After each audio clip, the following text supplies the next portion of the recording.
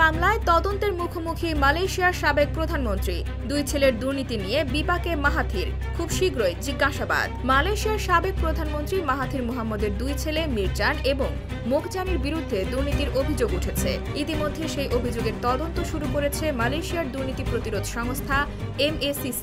তদন্তের অংশ হিসেবে মালয়েশিয়ার সবচেয়ে দীর্ঘমেয়াদে প্রধানমন্ত্রী পদে থাকা মাহাথিরকে জিজ্ঞাসাবাদের জন্য ডাকা হবে বলে জানিয়েছেন MACCর প্রধান নির্বাহী ও শীর্ষ কমিশনার আজম বাকি। বৃহস্পতিবার 25 এপ্রিল কুয়ালালামপুরের এক ব্রিফিংয়ে আজম বাকি জানান, মিরজান ও মোকজানির বিরুদ্ধে অফশোর ব্যাংক ও আর্থিক প্রতিষ্ঠানে অর্থ পাচারের অভিযোগ রয়েছে।